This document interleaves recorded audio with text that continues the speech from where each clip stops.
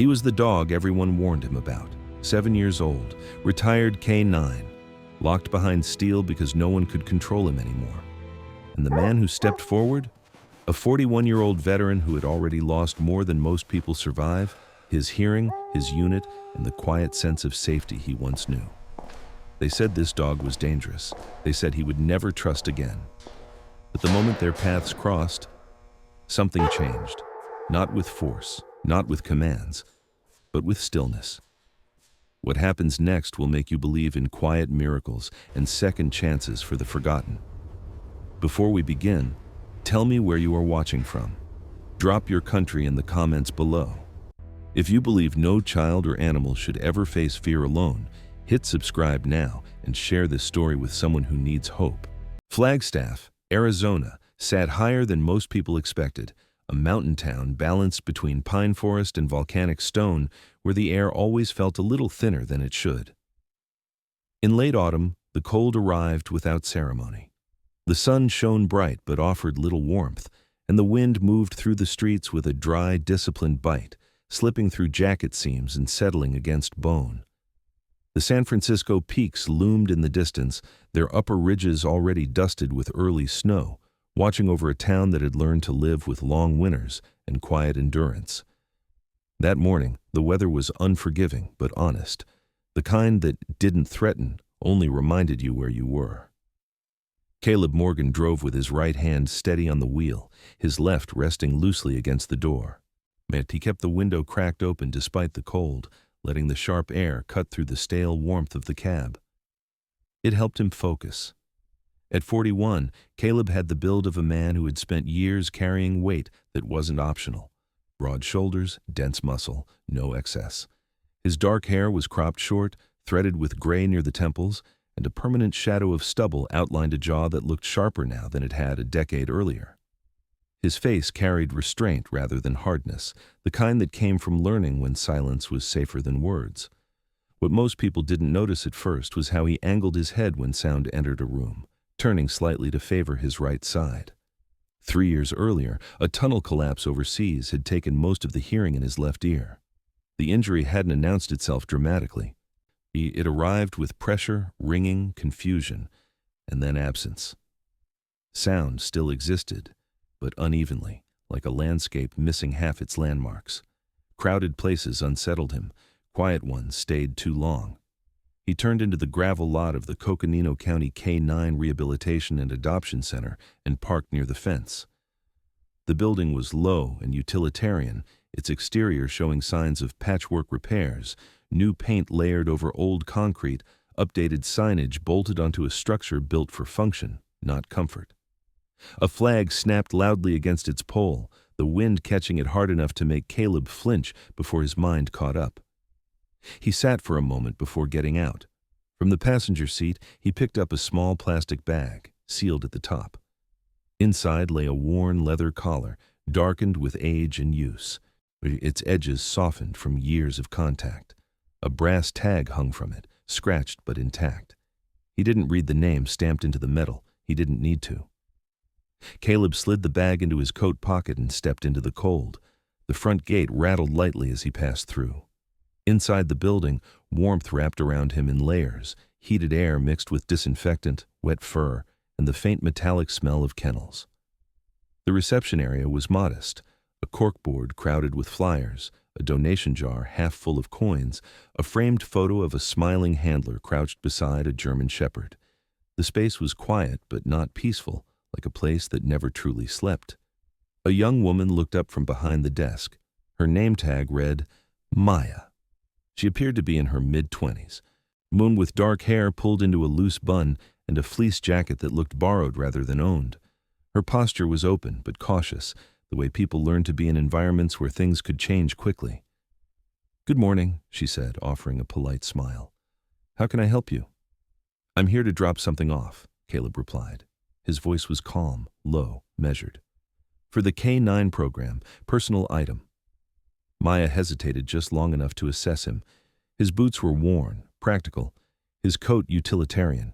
He didn't look like someone browsing. "Do you have an appointment?" she asked. "No," he said. "I won't take much time." She nodded and stood. Let me get Linda. While Maya disappeared through a side door, Caleb waited, listening. Somewhere deeper in the building, nails clicked against concrete. A kennel door closed. A single bark echoed and stopped. The sounds arrived unevenly, distorted by his hearing loss, and he found himself filling in gaps, something he resented more each year. Maya returned with Linda Hayes, the center's operations manager. Linda was close to Caleb's age, though life had etched itself into her face differently. She was medium height, wiry, with the compact strength of someone accustomed to handling large animals alone. Her blonde hair was pulled tight into a ponytail, streaked with darker roots. Fine lines traced the corners of her eyes, and her skin bore the faint redness of constant exposure to sun and cold. She carried a clipboard against her hip and wore a yellow staff shirt beneath a zip-up jacket. When she looked at Caleb, her gaze was direct and steady, practiced, but not unkind. "Maya said you have something for us," Linda said. Caleb reached into his pocket and handed her the plastic bag. "A collar," he said. "Military working dog. He's gone." Linda took it carefully, her fingers pausing when she saw the wear in the leather. Her expression shifted, recognition, respect, and something quieter. "Why here?" she asked. Caleb exhaled slowly. "Because I can't keep it anymore," he said. "In places like this. They understand what service costs." Linda studied him more closely now, noticing the slight tilt of his head, the way his attention favored one side. "Hearing loss?" she asked. "Left," Caleb said. "It complicates things." "It usually does," Linda replied.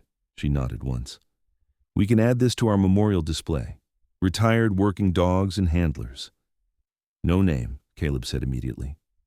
Just keep it." Linda accepted that without comment. She gestured toward the hallway. "If you'd like to see the center—" "I'm not here to adopt," Caleb interrupted gently but firmly. "I'm not ready." Linda paused, then nodded. She had learned when not to press. "Understood." They turned toward the front desk, but before they reached it, a sound rolled down the corridor, heavy, singular, unmistakable. Not a bark, not a growl. A solid impact of mass against metal. The floor vibrated faintly beneath Caleb's boots. He stopped. Linda's shoulders tightened. "Ignore that," she said, too quickly. "It's not relevant." "That wasn't play," Caleb said quietly. His eyes tracked the hallway. "That was pressure." Linda stepped slightly between him and the sound, subtle but intentional. "We have a dog in isolation," she said. Behavioral case." Another sound followed, lower this time, a rough exhale, as if something large had pressed against its enclosure and decided briefly not to fight. Caleb felt it then. Not curiosity, not pity, recognition. He didn't say anything else. He nodded once and followed Linda back to the front desk. Maya offered him a polite goodbye. Outside, the cold hit him harder than before. Caleb stood beside his truck longer than necessary, staring at the building. The collar was gone from his pocket, but the weight hadn't left him. As he opened the door, one thought surfaced uninvited and unwelcome. Maybe he hadn't come here only to let something go.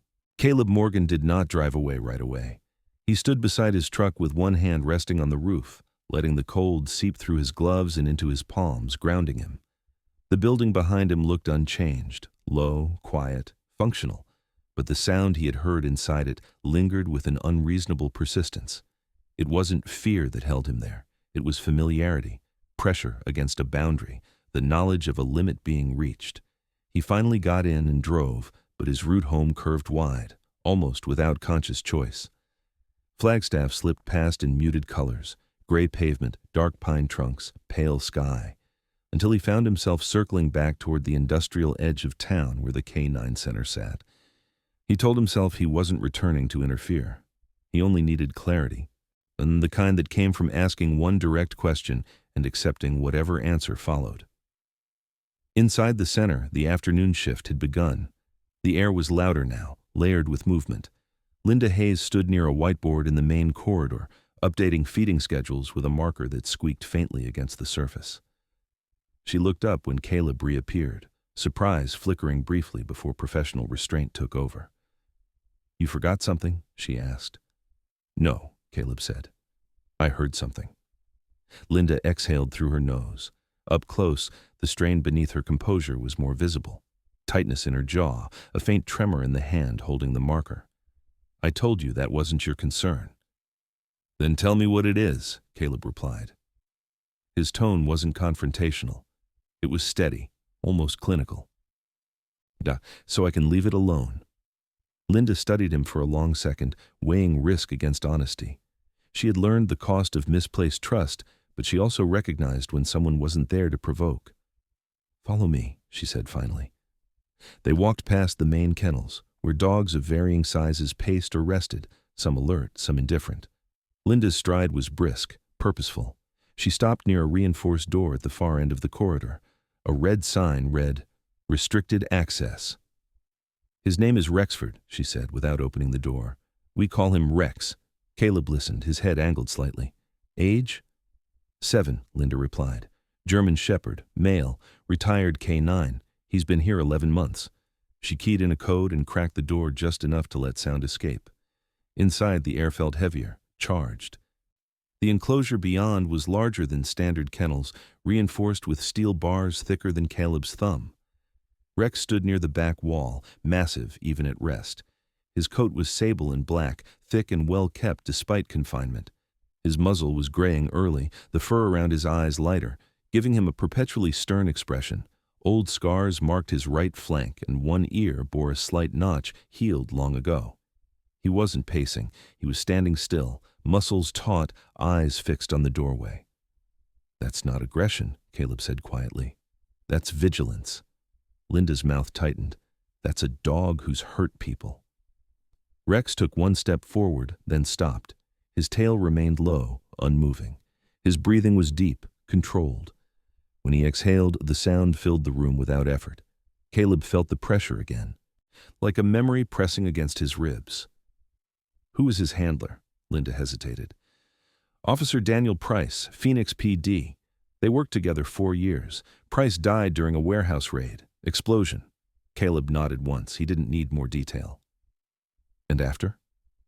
"Rex refused extraction," Linda said. "Wouldn't leave the site. Bit one officer, nearly broke another's wrist. Since then, he's been unpredictable. Not feral, just unreachable." As if responding to the word, Rex shifted his weight, claws scraping lightly against the concrete. His eyes never left Caleb. A man appeared at the far end of the hall, pushing a cart of supplies. He was tall, broad-chested, with a thick beard streaked with gray and a shaved head that emphasized a deep crease between his brows. His yellow staff shirt stretched across his shoulders, and his forearms were corded with muscle. This was Mark Ellison, senior handler. He walked with the careful confidence of someone who trusted his own reactions more than plans. "Linda," Mark said, stopping short when he saw Caleb. "Who's this?" "Visitor," Linda replied. "Former military." Mark's eyes narrowed slightly, not hostile but alert. "That dog's not for observation." "I'm not observing," Caleb said. "I'm listening." Mark snorted softly. "You won't hear anything useful from him." Rex's ears twitched at Mark's voice. His posture tightened, a low rumble beginning in his chest before he cut it off himself, as if restraining an impulse. Mark noticed. His jaw flexed. "See that? That's what I'm talking about." "That's restraint," Caleb said, "not escalation." Mark stared at him. You a trainer?" "No." "Then don't diagnose my dog." Linda stepped between them. "Enough. Caleb's not staying." Caleb nodded. "I don't need to. Just answer one thing. Why keep him if you're afraid of him?" Silence settled. Even Rex seemed to wait. Linda spoke carefully. "Because before he broke, he saved lives. Because killing him would be easier, and we don't do easy." Mark looked away. His beard hid the tension in his mouth, but not in his shoulders. "He hasn't led anyone within 6 feet without incident," he said. "Not since Price." Caleb took a slow step closer to the door. Rex mirrored him with a single step, then stopped again. The space between them felt deliberate. "He's not tracking me," Caleb said. "He's measuring." Linda's voice sharpened. "Caleb." "I'm leaving," he said. "But you should know this isn't random." He's not lashing out. He's holding. Rex lowered his head slightly, a quiet sound escaping his throat, not a growl, not a whine. something unresolved. That night the wind rose. Flagstaff's power flickered in pockets as temperatures dropped. Caleb lay awake in his small house on the edge of town, the sound of pine branches scraping the roof rhythmically. He dreamed of confined spaces, of walls inching inward, of breathing through dust. Across town, Rex stood awake in his enclosure, the lights dimmed for night cycle, casting long shadows across the concrete. He did not sleep. He waited, body coiled, senses tuned to absence. Morning brought pale light and brittle cold. Linda arrived early, coffee in hand, already fielding calls about budget meetings and inspection schedules. The center's future was uncertain, Rex's future more so. When Caleb returned, it was with intent. "I want time with him," he said, standing squarely in front of Linda's desk. "Not adoption, not training, just controlled exposure." Mark overheard and laughed once, humorless. "You don't want that." "I do," Caleb replied. "And he does too." Linda rubbed her temples. "You're asking me to risk my staff." "I'll sign whatever you need," Caleb said. "Full liability, no contact, parallel movement only." Rex barked then, a single sharp sound that echoed down the hall and stopped. Not a challenge, a signal. Mark went still. Linda's eyes flicked toward the restricted wing. 7 days, Caleb said quietly. "If nothing changes, I walk away." Linda looked from Caleb to Mark to the closed door behind which Rex waited. She thought of the reports on her desk, the emails from the county. It was the quiet way Rex watched the world from behind steel. 7 days, she said at last, 1 hour a day, on my terms. Caleb nodded. Behind the reinforced door, Rex sat down for the first time in hours, as if a decision had been made. The first session began without ceremony.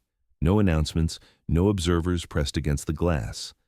Linda Hayes unlocked the outer gate herself and led Caleb to the gravel training yard behind the center, a rectangular space bordered by chain-link fencing and tall pines that leaned inward as if listening. The cold had sharpened overnight. Frost clung to the ground in pale sheets, and each breath rose in short, disciplined clouds. Rexford entered from the opposite side with Mark Ellison at his shoulder. Mark kept the leash short but loose, a compromise born of habit. He looked more guarded than the day before, beard trimmed close, jaw set. Years in the field had taught him to expect the worst first. The scars on his forearms, thin white lines crossing darker skin, were reminders that optimism could be expensive. Rex walked beside him with measured steps, head level, eyes forward. The dog's size was more apparent outdoors, tall at the shoulder, dense through the chest, built for impact and endurance rather than speed. His coat caught the light, sable darkening to black along the spine, and the gray at his muzzle looked less like age than early fatigue. "Rules are simple," Linda said, stopping at the midpoint between them. Her voice carried authority without volume. "Parallel movement only. No crossing the center line, no commands, no eye contact intended to challenge. If either of you feels escalation, we end it." Caleb nodded. He stood with his hands at his sides, shoulders relaxed, boots planted evenly. He wore the same practical coat as before, zipped high against the cold, and moved with a deliberate economy that suggested he had learned how not to waste effort. He did not look at Rex directly. He looked at the ground 10 feet ahead, as if measuring the space rather than claiming it. Mark clipped a bright ribbon to the fence, marking the center line. 1 hour, he said. We keep moving. They started at opposite ends. At first, nothing happened. Gravel crunched under boots. Rex's nails clicked in a steady rhythm. The wind threaded through the pines and rattled the fence. Caleb matched Rex's pace without trying to synchronize it, letting distance and time do the work. He focused on his breathing, slow and even, on the feel of cold air in his lungs. When his left ear failed him and sound skewed, he adjusted by watching shadows and movement at the edge of his vision. Rex tracked him without tracking him. The dog's head turned slightly when Caleb passed the midpoint, then returned forward. His ears flicked, catching fragments. His body remained aligned with Mark's stride, but his attention drifted, anchored to the presence moving parallel to his own. 10 minutes passed. Then 20. Mark's posture loosened by degrees he did not consciously acknowledge. He had expected tension, explosive interest, a surge he would need to manage. Instead, Rex held a steady line. When a truck backfired on the road beyond the trees, Rex startled, just a fraction, but he did not lunge. He looked to Mark, then past him, measuring. The sound arrived again, muffled. Rex exhaled and continued. Caleb felt it too, the echo of the noise hitting his bad side first and arriving late to the rest of him. He did not turn, but he did not apologize for the flinch he couldn't stop. He simply kept moving. Good, Linda murmured, making a note on her clipboard. Halfway through the hour, Mark slowed by a hair, testing. Rex adjusted without complaint, shortening his stride to match. Across the line, Caleb did the same. The effect was subtle but unmistakable, two lines bending toward the same rhythm without intersecting. When the hour ended, Linda raised her hand. That's it. Rex stopped cleanly. He sat on command when Mark gave it, but his eyes lingered on the space Caleb had just vacated, as if cataloging the absence. Caleb did not turn back. He left the yard the way he had entered, without claiming a victory that didn't exist. The second session came easier. The third revealed a problem. On day 2, a new staff member joined the rotation.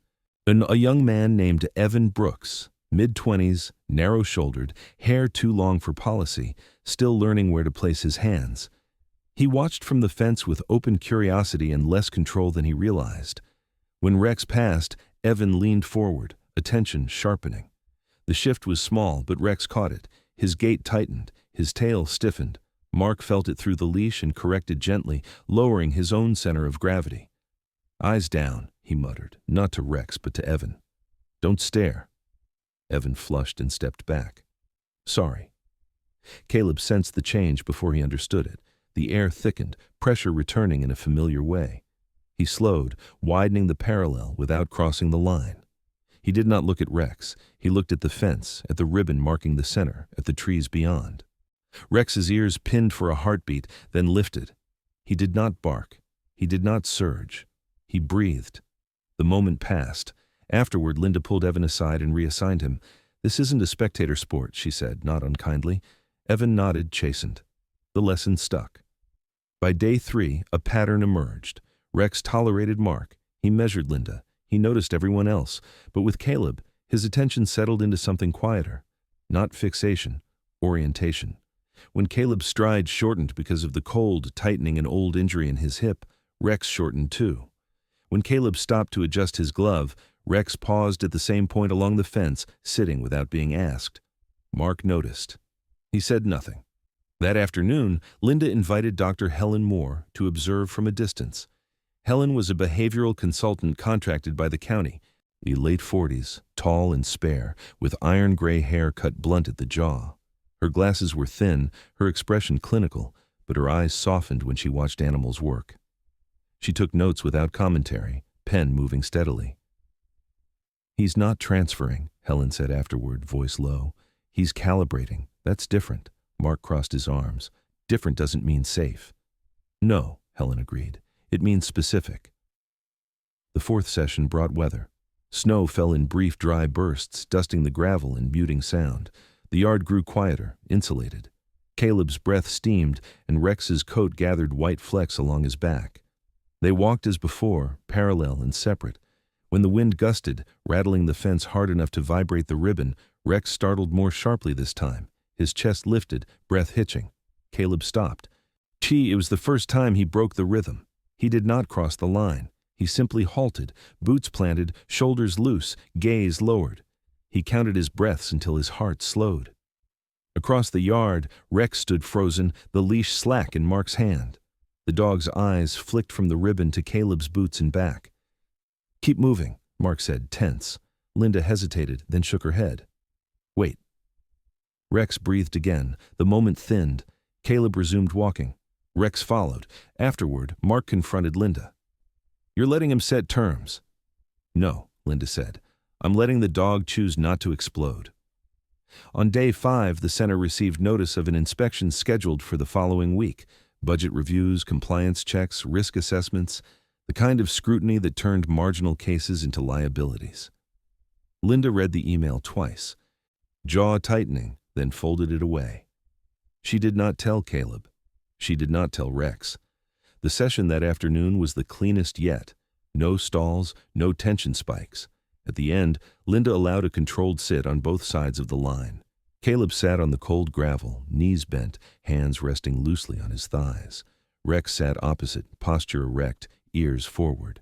They did not look at each other. The space between them felt deliberate, respected. When time was called, Rex remained seated until Mark prompted him. As they left the yard, Rex turned his head once, tracking Caleb's departure, and released a sound that surprised everyone, a low, unfinished huff, more breath than voice. That night, Rex slept for the first time in months without circling. On the seventh morning, Linda unlocked the yard early. The frost was thick, the air brittle. Mark arrived with Rex calm at his side. Caleb arrived on foot, breath steady. "This is it," Linda said. "Last hour." They walked. Nothing dramatic happened, and that was the point. When the hour ended, Linda closed her clipboard and met Caleb's eyes. "We didn't fix anything," she said. Caleb nodded.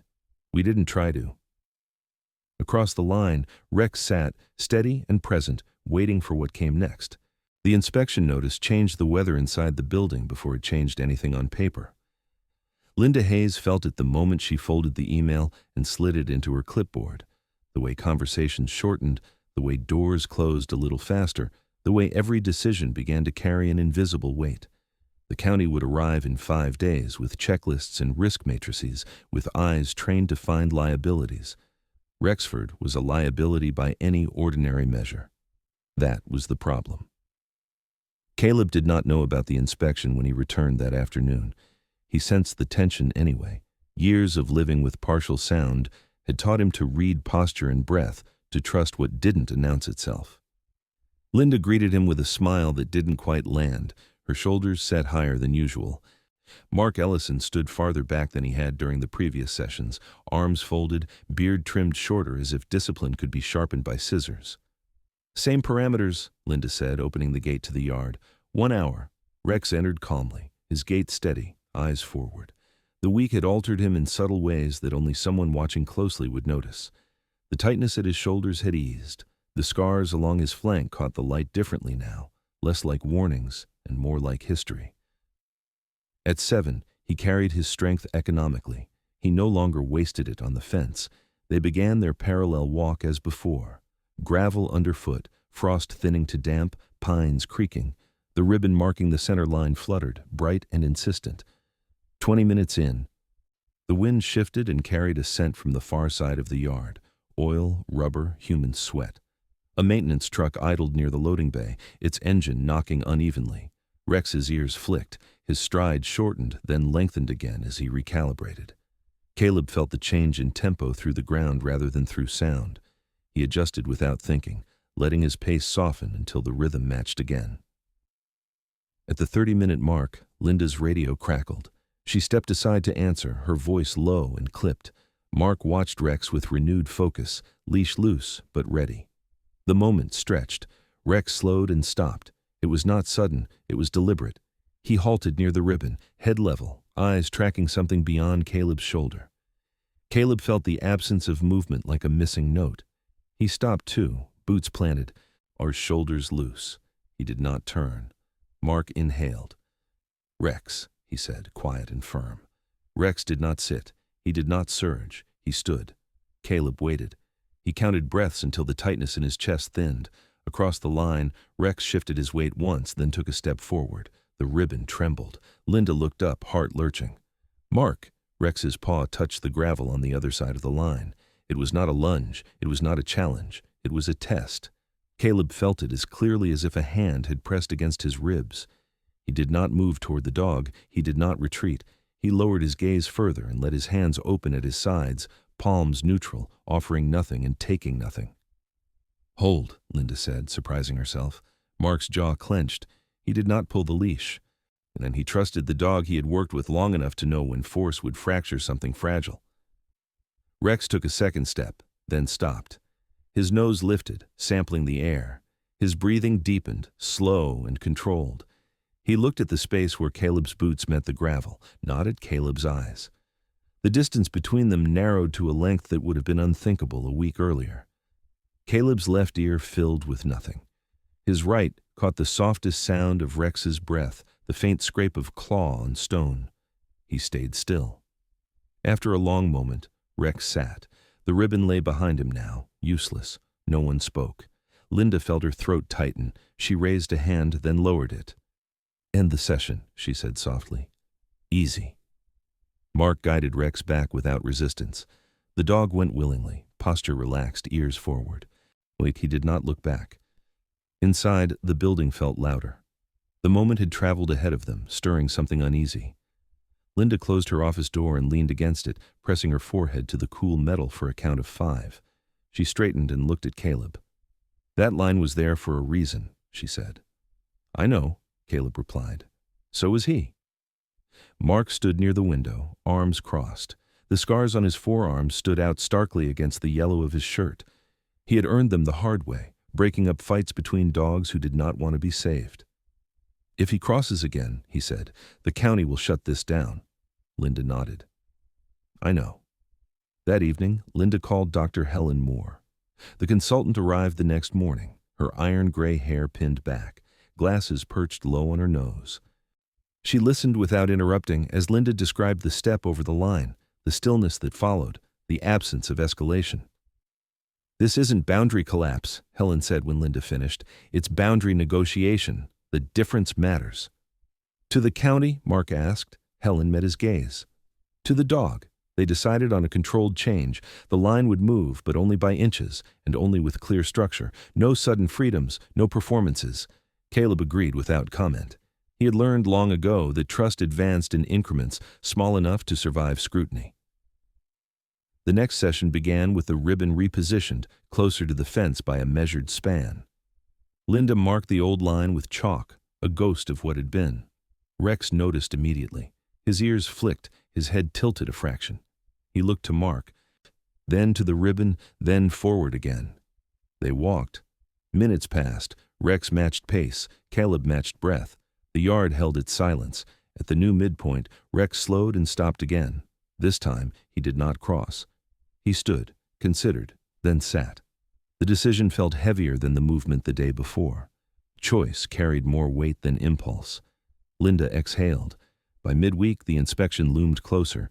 The center buzzed with preparation. Kennels scrubbed, paperwork aligned, risk plans drafted. Rex's file lay thick on Linda's desk, a ledger of incidents and caveats. She added notes in a careful hand, documenting restraint, calibration, absence of escalation. She chose her words like stepping stones. On Thursday, a new figure appeared at the center. Thomas Halverson, the county's interim compliance officer. He was a tall man in his late 50s with a narrow build and a face carved by caution. His hair was thinning, combed neatly, and a trimmed mustache shaded a mouth that rarely smiled.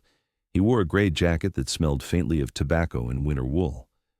People like Halverson believed in order because disorder had once cost them something, though they rarely said what. He watched the yard from behind the glass as Rex and Caleb walked parallel. His eyes missed nothing. When Rex paused and sat at the line, Halverson's brow furrowed. "Why isn't the dog reacting?" he asked. "Because he doesn't need to," Linda replied evenly. Halverson made a note. "And if the man crosses?" "He hasn't," Mark said. Caleb felt the weight of the gaze even without seeing it. He kept his pace steady. The final test came unexpectedly. A siren wailed from the road beyond the trees, sharp, sustained, too close. Rex startled hard this time, chest lifting, breath catching. The old pattern pressed forward like a memory with teeth. Caleb stopped. Rex froze, muscles coiled. Linda's hand hovered near her radio. Mark's fingers tightened on the leash, ready to anchor. Caleb did nothing. He let the sound pass through him, uneven and late. He grounded himself in the cold under his boots. He breathed. Rex's ears flattened, then lifted. His tail lowered. He took one step toward Caleb, then stopped, choosing the space again. He sat. The siren faded. Halverson closed his notebook. When the session ended, Rex walked back calmly. He slept that afternoon, deep and unbroken. Linda met Caleb by the door. "We're moving forward," she said, carefully. Caleb nodded. "Psha, that's the only way I know." Across the building, Rex lay with his head on his paws, eyes open, watching the corridor as if waiting for the next instruction the world would give him. The inspection began with silence. Not the comfortable kind, but the deliberate quiet that followed people who believed noise hid mistakes. Thomas Halverson arrived early with two assistants who carried tablets instead of clipboards and wore identical expressions: alert, impersonal, efficient. They moved through the center in straight lines, checking locks, reading incident logs, noting the thickness of bars and the spacing of gates. Rexford's file stayed open on Linda Hayes's desk like a wound that refused to close. Caleb waited in the yard, as instructed, hands in his coat pockets, breath steady in the cold. He had slept poorly the night before, dreams crowded with narrow corridors and sudden sounds that arrived too late to avoid. He did not mention this. He had learned long ago that naming weakness rarely made it smaller. Where Rex entered with Mark Ellison at his side, posture calm, eyes scanning. The week had left its mark. The tension that once lived at the base of Rex's neck had softened into readiness rather than threat. His coat shone with winter health, the early gray at his muzzle more pronounced now, as if time were catching up to him faster than it should. At 7, he carried the quiet gravity of a dog who had been old young. They began the walk. Parallel. Measured. The ribbon remained where Linda had placed it the day before, the chalked ghost of the old line still faintly visible beneath their boots. Halverson watched from behind the glass, head tilted, mouth set. "He's too calm," he murmured to no one in particular. Caleb heard only the shape of the words, not their content. He felt the gaze instead, a pressure between his shoulders. But he kept his pace. Midway through the session, a change arrived from an unexpected place.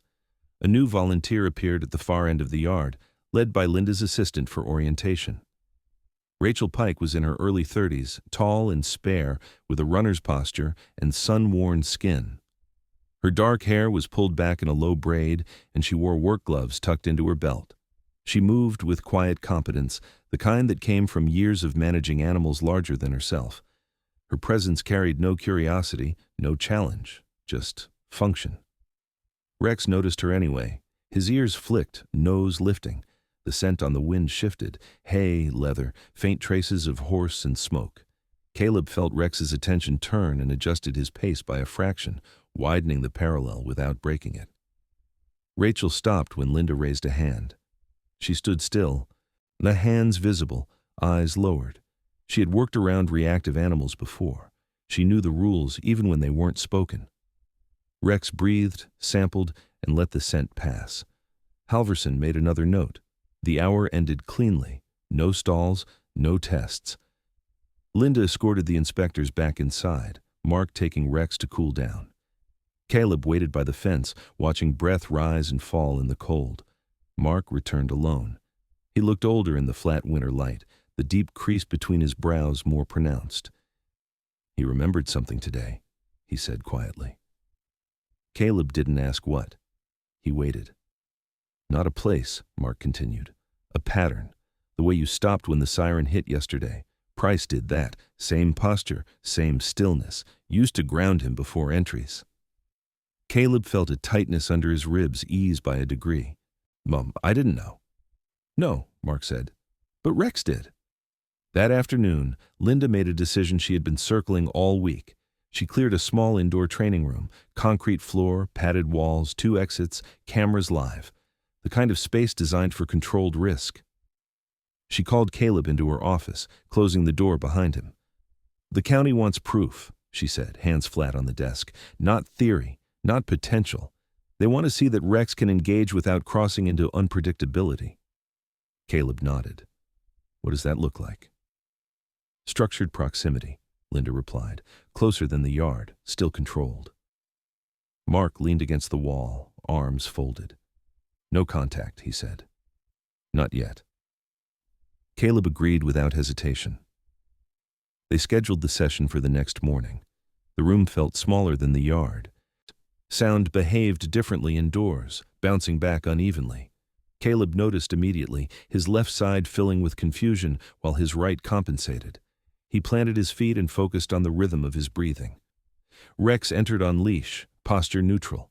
He scanned the room once, cataloging exits, corners, shadows. When his eyes found Caleb, he did not stiffen. He oriented the way he had learned to. They began with distance, 10 feet, then 8. Rex moved with Mark, stopping when Caleb stopped, sitting when Caleb sat. The mirroring was not perfect, but it was intentional. Halverson watched from the control room, arms crossed. "He's Q-dependent," he said.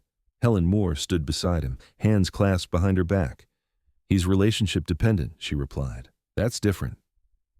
At 6 feet, Rex paused longer than expected. His head lowered, nose working, breath deepening. Caleb smelled it then, too, a faint trace of old leather and metal, warm and familiar. The collar, the one he had given up. The scent lived in him still, in the fabric of his coat, in the habits of his movement. Rex took a step forward. Mark tightened the leash without pulling. Linda held up a hand. Caleb stayed where he was. He did not open his hands this time. He did not offer. He simply stood. Rex closed the distance to 4 feet and stopped. His ears angled back, not in fear, but concentration. His eyes moved to Caleb's chest, then to his hands, then back to his chest. He inhaled sharply, a sound like a question asked too late. The room held its breath. Rex sat, not because he was told to, because he chose to. Halverson lowered his tablet. The session ended without incident. Rex walked out calm, posture loose, tail low. Caleb exhaled only when the door closed behind him. That night, snow fell in earnest, the kind that softened edges and muffled sound. Rex slept again, longer this time, dreams twitching through his paws. Caleb lay awake, listening to the world arrive late and uneven, thinking about the weight of memory and how it moved through bodies that never asked for it. The next morning brought consequence. Linda received the preliminary assessment. The language was careful, bureaucratic, edged with caution. Rex would be allowed to continue under supervision. No guarantees, no promises. Time bought, not freedom. Linda found Caleb in the yard and handed him the paper. "This isn't a victory," she said. Caleb read the words without emotion. "It's space." Rex watched from the doorway, head tilted, our eyes steady. That afternoon, Mark did something he hadn't done in years. He unclipped the leash for a controlled free movement test, staying within the room, exit secured. His hands shook only a little. Rex stepped forward without command. He walked to the midpoint where the ribbon no longer mattered and stopped. He turned his head once, then lay down. Caleb did not move. They stayed that way for the remainder of the hour, the distance between them defined not by fear, but by choice. When the session ended, Rex rose and followed Mark out. At the door, he paused and looked back at Caleb, releasing a soft breath that sounded almost like relief. Linda closed the door and leaned against it, eyes wet but steady. "He remembers how to wait," she said. Caleb nodded. "So do I." Outside, the snow thickened, covering old lines and chalk marks alike, leaving the yard blank and honest. Snow stayed on the ground longer than expected, pressed into the yard by cold nights and weak sun. It softened the center's edges and muffled sound, turning the place into something quieter and more deliberate. Linda Hayes noticed how even the dogs moved differently when the world went white, less pacing, more listening. Rexford noticed it too. He adjusted without instruction, stepping where the ground held, avoiding slick patches as if the habit had always been there. The county's preliminary approval bought them time, but time came with conditions. Halverson's follow-up memo arrived with a list of non-negotiables: continued supervision, zero-contact protocols indoors, escalation plans updated daily. Linda accepted the terms without argument. She had learned that survival often meant choosing which battles not to fight. Caleb returned every morning at the same hour, boots crunching through the snow, breath steady. The routine mattered. He did not linger after sessions. He did not ask for exceptions. He showed up, did the work, and left. Rex noticed that too. On the 10th day, Linda introduced a change that shifted the ground beneath all of them. She met Caleb in the corridor outside the indoor room, clipboard tucked under her arm, shoulders squared. "There's a next step," she said. "It doesn't have to be today." Caleb nodded. "What is it?" "A transfer of handler proximity," Linda replied. "Not ownership, not adoption, responsibility during sessions." Mark Ellison stood a few feet back listening. The beard hid his mouth, but his eyes tightened. He had given most of his adult life to dogs that broke before they healed, and he did not trust hope easily. Years earlier, a dog he believed he could save had taken a piece of him. 3 tendons in his left forearm torn when the animal redirected during a stress test. He never spoke of it, but the injury shaped the way he held space around risk. "You're asking him to lead," Mark said. "I'm asking him to be accountable," Linda replied. "Rex already responds to him. We formalize that response." Caleb considered the door at the end of the hall, the quiet behind it. "What does accountability look like?" "It looks like you being the constant," Linda said. "If Rex escalates, it's on you to ground first. Mark remains backup." Caleb did not answer immediately. He thought of tunnels and dust and the way responsibility had felt then. Heavy, unavoidable, earned. "Okay," he said. The session began with a simple change. Mark clipped the leash to a secondary ring and handed the handle to Caleb. The weight surprised him. It was not heavy, but it was present, a direct line of consequence. Rex watched the transfer with focused attention. His ears flicked, head tilting a fraction. He did not move until Mark nodded. Caleb held the leash without tightening it. He let the slack remain, an intentional choice. "We walk," he said, not as a command, but a statement. Rex walked. The indoor room felt smaller with the leash connecting them, the air denser. Sound bounced unpredictably, and Caleb felt his left side fill with nothing again. He grounded himself by watching Rex's shoulders rise and fall, by matching breath to movement. They moved together in short arcs, turning and stopping, sitting and standing. Rex mirrored with increasing precision. When Caleb paused to adjust his glove, Rex paused. When Caleb shifted his weight to ease the ache in his hip, Rex adjusted his stance. Mark hovered near the wall, ready. Linda watched from the control room with Helen Moore, who took notes without commentary. At one point, a metal cart clattered in the hallway outside. The sound hit Rex hard. His chest lifted, breath hitching, muscles coiling. Caleb felt the tension surge down the leash. He did not pull. He stopped, lowered his center of gravity, and let his own breathing slow audibly. He turned his body slightly sideways, offering less surface, less challenge. Rex stood frozen, eyes wide for a heartbeat. Then he exhaled, his ears lifted. He sat.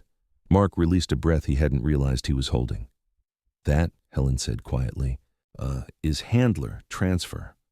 The next days layered responsibility onto familiarity. Caleb took the leash more often. Mark stepped back by degrees. Rex tested the boundaries the way all intelligent working dogs did. Small hesitations, delayed responses, moments of stillness that asked questions rather than demanded answers. Caleb answered with consistency, not force. A new figure entered the routine midweek, Jonah Alvarez, a county fire marshal assigned to review emergency protocols after the winter storms. Jonah was in his late 30s, compact and muscular, with close-cropped black hair and a trimmed goatee that framed a mouth quick to smile but quicker to assess. He moved with the contained energy of someone accustomed to unstable environments. A burn scar ran pale along his right wrist, a reminder of a warehouse fire that had collapsed faster than expected years earlier. Jonah watched one session from the doorway, arms folded. "Dog's tracking you," he said to Caleb afterward. "Not scent, behavior." Caleb nodded. "He's choosing." Jonah's smile faded. "That's the part that scares people." On the 15th day, the weather shifted again. Wind rose, carrying the metallic smell of ice. Power flickered in the neighborhood beyond the center, generators kicking on with a deep, uneven thrum. The sound threaded through the building, low and insistent. Rex's ears flattened. The leash tightened a fraction. Caleb felt his own pulse quicken. The sound arrived late on his left, distorted, layered with memory. He swallowed and planted his feet. "Stay," he said, not sharply, not softly. "Certain." Rex hesitated. His body leaned forward, then back. He looked at the door, then at Caleb's boots. He inhaled, then sat. The choice was visible, earned. Linda marked the moment in her notes. Mark looked away, jaw tight. That afternoon, Linda made the call that she had been delaying. She invited Halverson back for a live observation of handler transfer. The county would decide soon whether Rex remained eligible for continued rehabilitation or was moved to permanent isolation. Halverson arrived with the same narrow caution, tablet in hand. He watched as Caleb took the leash, as Rex oriented without instruction, as a dropped metal bowl clanged nearby, and Rex recovered without incident. "What happens if the man leaves?" Halverson asked. Linda answered honestly. "We don't know yet," Halverson nodded. "Then you're building dependence." Helen stepped forward. "We're building attachment with boundaries," she said. "Dependence collapses under stress. Attachment adapts." The session ended cleanly. Rex walked back to his enclosure without resistance, posture loose. Caleb handed the leash back to Mark, feeling the absence immediately. That night, a storm hit hard. Wind howled through the trees, and snow turned heavy and wet. Sometime after midnight, an alarm shrilled through the center, short, sharp, unmistakable. Power had failed fully this time, emergency lights flickering on in uneven pulses. Staff arrived quickly, boots slipping on ice. Linda took command, voice steady. Jonah coordinated with the fire department by radio. Mark ran checks on kennels, counting bodies and breaths. Rex stood alert in his enclosure, ears forward, body tense but contained. And the emergency lights cast long shadows across the concrete, confusing depth and distance. Caleb arrived breathless, coat half-zipped, drawn by instinct rather than instruction. Linda met him in the corridor, eyes sharp. "Go home," she said. "No," Caleb replied. "If he panics—" "He hasn't," Mark said from behind her. "Not yet." A transformer blew nearby with a sound like thunder tearing metal.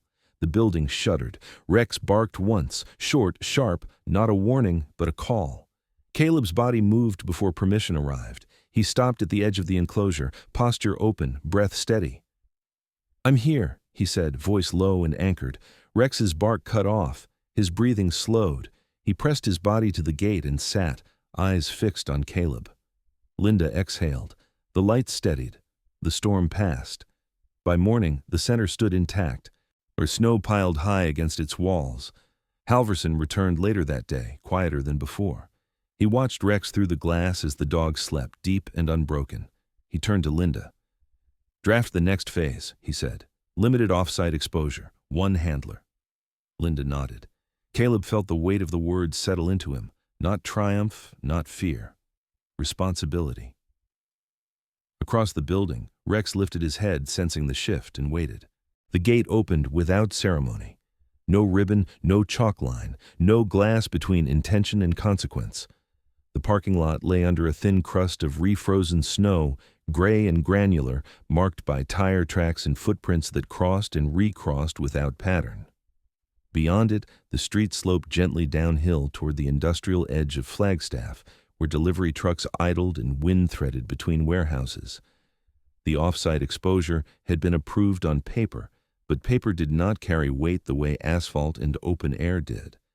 Caleb stood with the leash in his right hand, the loop resting against his glove, slack, deliberate.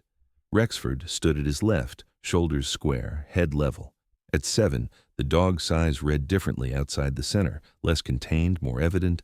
His chest was deep, his neck thick with muscle earned through years of work. The gray at his muzzle stood out in daylight, giving him a look of early age that did not dull his focus. He watched the street without staring, cataloging movement with a practiced economy. Linda Hayes remained near the doorway, jacket zipped high, clipboard tucked under her arm. She had chosen a neutral site for the first exposure, the lot behind a closed feed store, early morning, low traffic. 10 minutes, she said. Then we reassess. Mark Ellison hovered a few steps back, hands in his pockets, posture tight. He did not try to hide his concern. Experience had taught him that the first time outside the fence was when assumptions went to die. Caleb nodded once. He did not speak. Words felt too loud here. They moved. The first 100 feet passed cleanly. Burr gravel gave way to cracked pavement, the leash swinging gently with Caleb's stride. Rex matched him without prompting. A delivery truck coughed to life across the lot. Rex's ears flicked, then settled. Wind carried the smell of diesel and grain. Rex sampled and let it pass. At the edge of the lot, a man appeared from between two trailers. Howard Jensen was in his 60s, stooped and narrow, with a white beard trimmed close and a knit cap pulled low over ears reddened by cold. He walked with the careful patience of someone whose knees had given him limits years earlier. He stopped when he saw the dog, eyes widening, then softened when Rex did not pull or posture. "Morning," Howard said, voice rough but friendly. He held his hands still, palms visible, instinctive courtesy born of long work around animals. Caleb returned the greeting with a nod. Rex glanced once at the man's boots, then away. Howard smiled. "Good dog," he said, not reaching. They passed. Linda exhaled. Mark did not. At minute 6, the exposure found its first test. A cyclist cut through the lot, tires hissing over ice, breath loud in the cold. The rider, a woman in her 40s with a helmet pulled low and reflective bands at her ankles, rang her bell once, sharp and bright. The sound struck Rex hard, his chest lifted, breath catching. The leash tightened by a fraction. Caleb felt it immediately. He stopped, feet planted, body turned slightly sideways. He lowered his center and let his breathing slow, audible enough to anchor. He did not issue a command. He did not shorten the leash. Rex stood frozen, eyes wide for a heartbeat. The cyclist passed, bell fading. If wind filled the gap, Rex exhaled, his ears lifted. He sat. Linda marked the time. Mark's jaw flexed. "Back," Linda said softly. They returned to the doorway without incident. 10 minutes had been enough. The second exposure moved to a wider space, a quiet stretch of road bordering the pine line, snow-banked shoulders, long sight lines. Linda added a condition: brief stops, controlled turns, no greetings. Jonah Alvarez joined them at a distance, hands in his jacket pockets, eyes alert. He watched the dog more than the man. They walked. A pickup roared past, tires crunching. Rex tracked, then released. A gust shook branches overhead. Needles skittered across pavement. Rex paused, then stepped through the sound as if it belonged to the day. Caleb matched, steady. At the turnaround, a school bus appeared, bright yellow against the trees. It slowed, hissed, stopped. The door folded open with a metallic cough. Children spilled out, voices high and unpredictable. The sound landed unevenly for Caleb, arriving late on his left, overlapping itself. His pulse spiked. He counted breaths and kept his posture open. Rex felt the surge. His head lifted, ears pinning back for a fraction. He took one step forward, then stopped. He looked up at Caleb's hands, then at the ground between their feet. "Stay," Caleb said, not as a command but a promise. Rex sat. The bus pulled away. The road emptied. They walked back. On the third day, Linda added an indoor public space with clear exits, the covered entry of a hardware store before opening hours. The smell of oil and wood dust hung in the air. Automatic doors breathed open and closed on a timer. The sound startled Rex once. He recovered faster the second time. A new observer joined them that morning, introduced quietly by Linda. Marianne Klein, the county's legal counsel, was in her early 50s, tall and composed, with silver-streaked hair cut to her jaw and a tailored coat that looked out of place among boots and snow. Her eyes missed little. She spoke rarely, and when she did, it was to clarify consequences rather than speculate. "He can't greet," Marianne said. "Not yet." "He won't," Linda replied. They did not test greetings. They tested presence. Rex stood at Caleb's side while a door opened, while a cart rattled past, while a clerk unlocked a register and metal rang on metal. Rex breathed through each moment. Caleb stayed with him, not ahead, not behind. Afterward, Marianne closed her notebook. "You're reducing risk," she said. "Oh, not eliminating it," Linda nodded. "That's the job." By the end of the week, the off-site exposures had layered into something like trust, not the romantic kind, but the practical sort that held under pressure. Rex learned the shapes of the world beyond the fence. Caleb learned the edges of his own reactions and how to soften them before they traveled down the leash. The call came on a Friday afternoon, abrupt and unwelcome. A minor accident on Route 66 had backed traffic into the industrial area. Sirens cut through the air, close and insistent. Linda's radio crackled with updates. Jonah coordinated with the fire department, voice steady. "We pull back," Mark said. "Not yet," Linda replied. "We hold position." They stood in a wide turnout, snow-banked and open, clear exits in every direction. Caleb felt the sirens strike his bad side first, arrive late and layered. His chest tightened. He planted his feet and turned his body to reduce profile, hands open, breath slow. Rex startled harder than before. His body leaned into the leash, not forward but sideways, searching for orientation. Caleb shortened the slack by a hand's width, not to restrain but to inform. He spoke once, low and certain. "Here." Rex found him. He sat, shoulders tight but contained, eyes flicking between sound and handler. The sirens passed, traffic thinned, wind returned. Marianne watched without blinking. Mark exhaled through his nose. Linda wrote nothing, trusting memory more than ink. That evening, Linda made the next decision. She called Caleb into her office after the building quieted, snow tapping lightly against the window. There's a temporary foster slot," she said. "Short term, structured, on-site checks, you'd be responsible." Caleb did not answer immediately. He thought of space and consequence, of how responsibility had always arrived paired with loss. "If he escalates," he said, "he comes back." "Yes," Linda replied. "No heroics." He nodded. "Okay." Rex slept deeply that night, the kind of sleep that pulled at muscles and released them. Dreams flickered through his paws. When he woke, he waited. The next morning, the leash passed to Caleb again. Outside the fence, the world held. The foster agreement was thinner than Caleb expected. 3 pages, plain language, no promises. It outlined contingencies, inspections, return conditions. It did not mention hope. Linda Hayes signed first, her pen pressing hard into the paper. Marianne Klein initialed the margins with a lawyer's economy. Mark Ellison hesitated only a moment before adding his name, the pen steady despite the history in his forearm. When the packet reached Caleb, he read it once, then signed without flourish. Responsibility, once accepted, didn't require ceremony. They scheduled the move for dawn.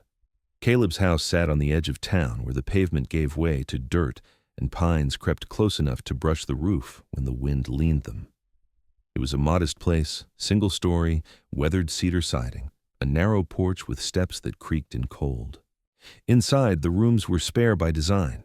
He had learned that clutter amplified sound, and sound arrived unevenly for him. The floors were clean, the furniture was heavy and placed with intention. A single framed photograph leaned on a shelf instead of hanging, a man in desert fatigues with a dog at his side, both younger than memory allowed. Rexford arrived in a county vehicle with Mark in the passenger seat and Linda driving. The dog stepped out calmly, posture neutral, eyes mapping the space. At 7, his body carried old work in the way he moved. No wasted steps, no drifting attention. The gray at his muzzle was more pronounced in the morning light, a soft contrast to the dark mask of his face. His tail hung low, relaxed but alert. Caleb waited at the foot of the steps, leash in hand. He did not beckon.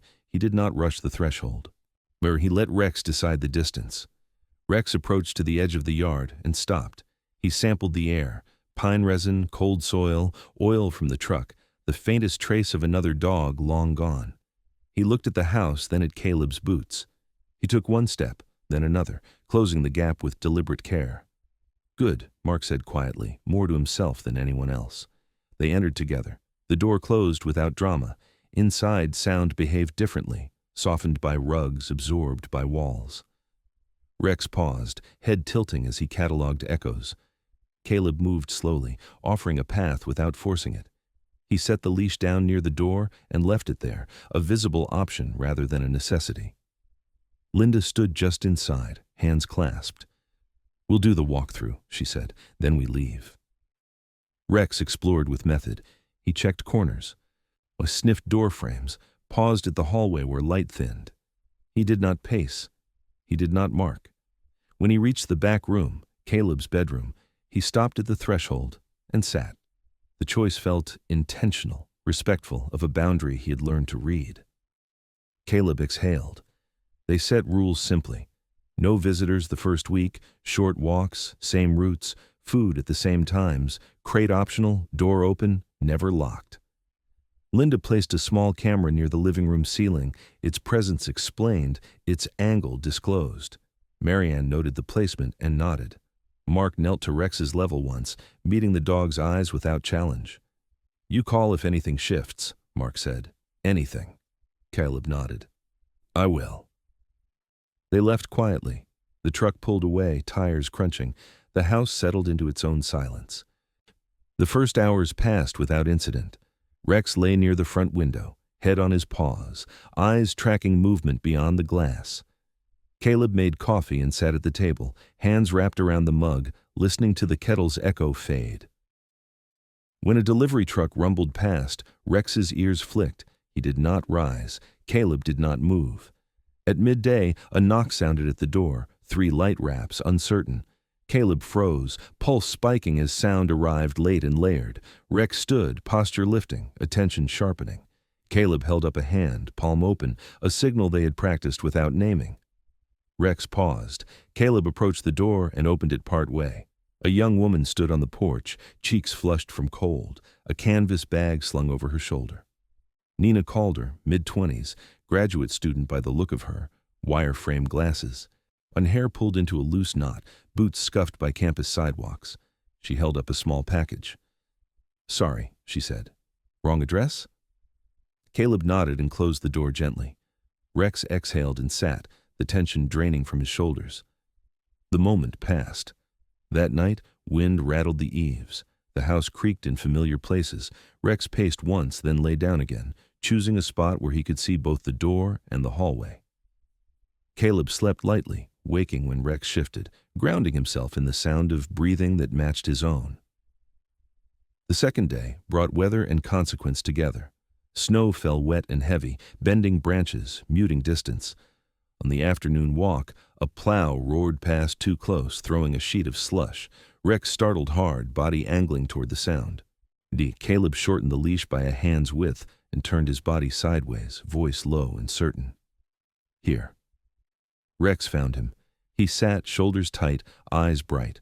The plow passed, snow settled. They continued. Back at the house, a car idled too long at the edge of the drive. A man stepped out, tall and broad, jacket unzipped, breath steaming. Peter Rowe, early 40s, a neighbor with a habit of solving problems before asking questions. He had a square jaw, a trimmed beard, and the restless energy of someone who had once worked construction until an injury slowed him down. He raised a hand in greeting and took 2 steps forward without thinking. Rex stood, posture rising. Caleb felt the leash tighten. "Stop," Caleb said, not sharp, not loud. Peter froze, reading the situation a beat late. "Sorry," he said, backing up. Didn't mean to startle." Caleb nodded. Rex breathed and sat. The moment resolved without incident, but it left a residue of awareness. The world would not always wait. That evening, Linda checked in by video. She watched Rex sleep at Caleb's feet, chest rising and falling, and marked the calm in her notes. Marianne sent a brief message. "No issues reported. Continue protocol." On the 4th night, the storm returned with teeth. Wind howled through the pines. Power flickered, then failed. The house dropped into darkness. The generator down the road coughed to life, a low, uneven thrum that arrived wrong for Caleb and sharp for Rex. Rex rose, breath hitching. The old pattern pressed forward. Caleb moved to the center of the room and sat on the floor, grounding himself in the cold seeping through wood. He spoke once, steady. "I'm here." Rex paced 2 steps, then stopped. He turned and lay down beside Caleb, flank pressed lightly against his leg. The contact was new. It carried weight. They waited out the storm together. When power returned, Rex did not move. The county inspection followed 2 days later, unannounced by design. Halverson arrived with Marianne, boots wet, eyes sharp. They entered the house, noting exits, noting distance. Rex stood and oriented, then sat. He did not approach. He did not retreat.